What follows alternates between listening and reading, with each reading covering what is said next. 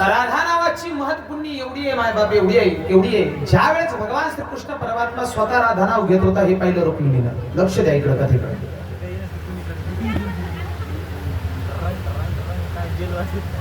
भगवान श्रीकृष्ण परमात्मा राधा राधा राधा म्हणतोय, हे सहन झालं नाही रुक्मिणी आई साहेबाला. सांगितलं देवा माझ्यापेक्षा सुंदर आहे का रे राधा?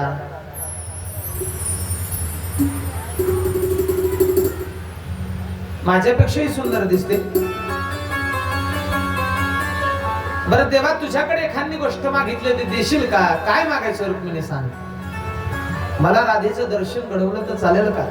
देवानं सांगितलं काही हरकत नाही, राधेचं दर्शन घ्यायचं ना. ठीक आहे म्हटलं. पण क्रोध उत्पन्न झाला रुक्मिणी आई साहेबाच्या मनात की देव का राधेचं नाव घेतोय. देवानं सांगितलं हे रुक्मिणी आज खीर खावीशी वाटते, आणून देतेस का? प्रथमतः तर राग मनामध्ये उद्विग्न झालेला होता. तवामध्ये स्वयंपाक घरामध्ये गेली, खीर केली आणि गरम गरम खीर भगवंता समोर घेऊन आली. भगवंताच्या हातात न देता स्वतः खीर भरवू लागली रुक्मिणी. पण खीर भरवत असताना गरम आहे गार आहे याचा विचार केला नाही. गरम गरम खीर भगवंताच्या मुखामध्ये भरवली.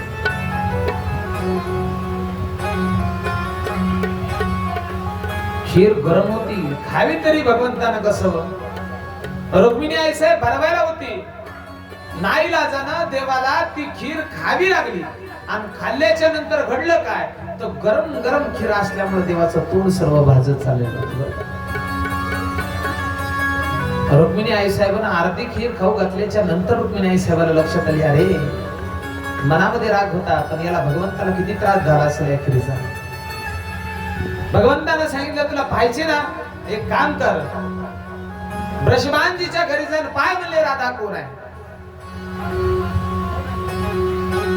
राधेला भेटण्याकरता रुक्मिणी गेली ना, त्यावेळेस राधा ही 7व्या दरवाज्याच्या मागे होती. 7 दरवाजे ओलांडावे लागत होते. पहिल्या दरवाजामध्ये 2 दासी होत्या, दुसऱ्या दरवाजामध्ये 2, अशा 7 दुने 14 दासी होत्या महाराज. राधेचा पहारा म्हणून उभ्या. पहिल्या दरवाज्यात गेल्याबरोबर